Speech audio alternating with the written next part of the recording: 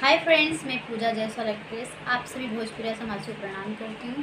हमारे बीच एक नया चैनल आया जिसका नाम है तमन्ना भोजपुरी म्यूजिक चैनल। तो आप सभी लोग उसका वीडियो देखिए और कमेंट्स बॉक्स में ये बताइए कि कैसा लगा आप सभी को, और लाइक कीजिए, शेयर कीजिए और ज़्यादा से ज़्यादा सब्सक्राइब कीजिए। Thank you. बागी बलिया से आरा जौरी बक्सर दिनारा बतोहर चर्चा। बागी बलिया से आरा जौरी बक्सर दिनारा बतोहर चर्चा, तोहर चर्चा। कहीं तुम्हारी करैबो सुनहो हमर लाल मरचा, सुनहो हमर लाल मरचा, सुनहो हमर लाल मरचा, सुनहो हमर लाल मरचा।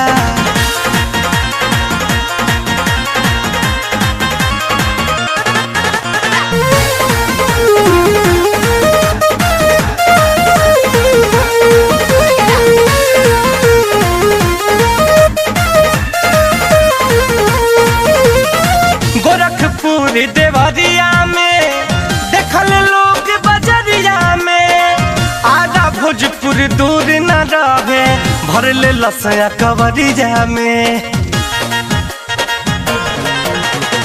गोरखपुर देवरिया में देखल लोग बजरिया में, आधा भोजपुर दूर न रहे भरले लसया कवरिया में। गया रहे 11 माइल नहीं तनी 7 माइल देले कुल खर्चा, कुल खर्चा।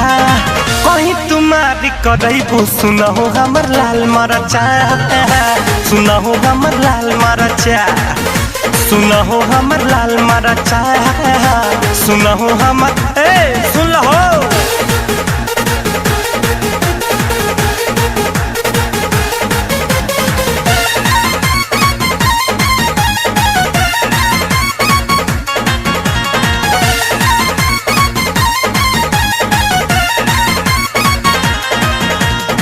सासाराम में आइलू तू, केला वही जाके खैलू तू।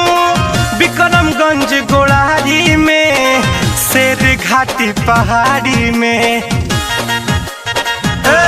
सुनो, सासाराम में आइलू तू, केला वही जाके खैलू तू।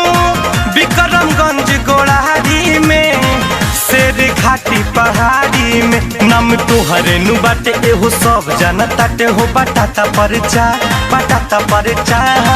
कहीं तुम्हारी करैबो सुनहो हमर लाल मरचा, सुनहो हमर लाल मरचा, सुनहो हमर लाल मरचा, सुनहो हमर लाल मरचा।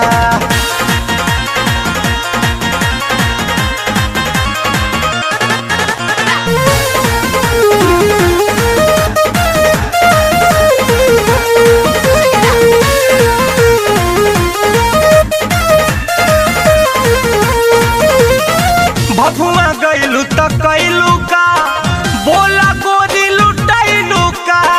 पूछे विवाह कर सच कह, नोट पर तू बिकैलू का। भभुआ गइलू त कैलू का, बोला गोरी लुटैलू का। पूछे अमन जी सच कह, नोट पर तू बिकैलू का। कहे रितेश आशीष का झुकावता रुशीस, देखिए केला रचा, देखी केला रचा। कहीं तुम्हारी करैबो सुनहो हमर लाल मरचा, सुनहो हमर लाल मरचा, सुनहो हमर लाल मरचा, सुनहो हमर लाल मरचा।